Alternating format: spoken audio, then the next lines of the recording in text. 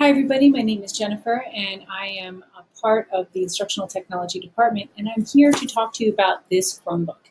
So we have the Acer Spins, or the new Chromebooks in the district, and I just wanted to give you an overall on the care and use of your Chromebook. So first off, you have this fantastic Chromebook that now actually spins all the way around. When you spin the Chromebook around, you have a rear-facing camera, so this is fantastic if I'm taking notes of what's happening on the board, take a picture and annotate on top of that. An important thing to note here is you never want to carry your Chromebook with the screen open and the keyboard exposed. You always want to carry your Chromebook with the Chromebook closed and make sure that the keyboard is completely clear of any objects, pencils, or pens, as you could do damage to the hinges of your Chromebook. As you take a look at the sides of your Chromebook, so if we're looking at the Chromebook, I'll start with the left side of the Chromebook. So on the left side of the Chromebook, you have a power button, you have a USB-C port, and this is your power port. You have a standard USB port, we have a micro SD slot for expanded memory, and we also have a headphone jack. If I go to the right side of the Chromebook, you will see that we have a USB-C, we have a USB, and we have a toggle switch here that increases or decreases the volume of your Chromebook. When you're carrying your Chromebook, please always to make sure if you're carrying this singularly, that you have your thumbs on the top of your Chromebook to ensure a good grip. If you're carrying this in the hallways, please do not place your Chromebook on top of your books unless you have your hand also on top of your Chromebook. You always want to make sure that one hand is on your Chromebook just to secure it from falling off a stack of books. And please do not ever put books on top of your Chromebook because you will do damage to your screen. So as I go ahead and open the Chromebook, there's some pretty neat features that are useful to know when using your Chromebook.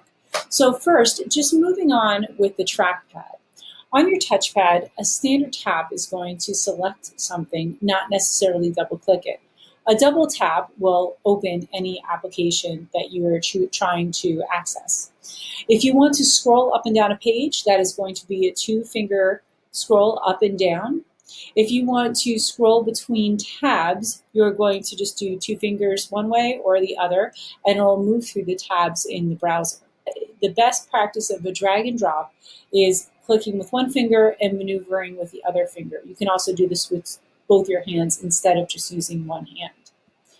Another aspect about your trackpad that is really useful is when you want to see all windows that you have, you might have windows that are stacked on top of each other. If you use 3 fingers and you swipe up or down, you will be able to expand your view and see any open window that you possibly have on your Chromebook. Some of the function keys that are very useful to use on your Chromebook start with your search. You can search the apps, you can search the web. If you want to use cap locks for any reason, because this used to be where we had cap locks, you can just use Alt and Alt search, and that will toggle on your caps lock and toggle it off. Keep in mind that these buttons here actually control the browser on your Chromebook. This is your back button, the same as hitting the back button on your web browser. This is your forward, and this is your refresh. Now, this button fully expands the web page that you are looking at, and it's going to hide all the other tabs and your launcher and put you in full screen mode. Now, if you want to see all the windows that you have, you can click on Overview mode. Now, these keys are also really, really crucial when you want to do screenshots as well.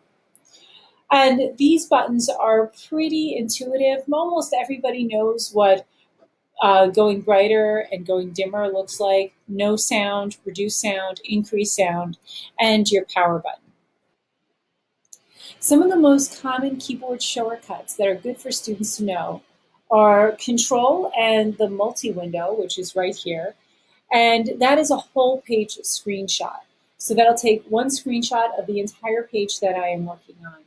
You will see on your Chromebook when you do that whole page screenshot, down at the bottom of your screen, you're going to get a pop-up that's going to ask you what do you want to do with that screenshot. Do you want to copy it to your clipboard, which means you could paste it, or do you want to save it to your drive? It's completely up to you. Now, maybe you don't want to take a whole screenshot of the entire page. You actually want to just select a small region. Well, then you would actually be clicking for that Control Shift and the multi-window button.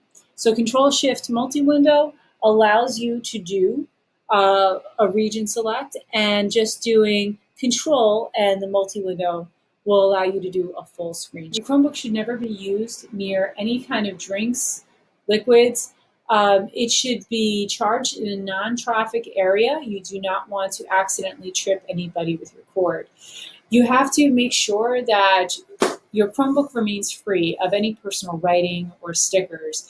If you have a case that fits on top of your Chromebook, feel free to personalize that. But this Chromebook should not be personalized. Make sure that you never lift or carry your Chromebook by the screen, and your screen should be cleaned with a dry, soft microfiber cloth. That's it for the care of your Chromebook. Enjoy your new instructional tool.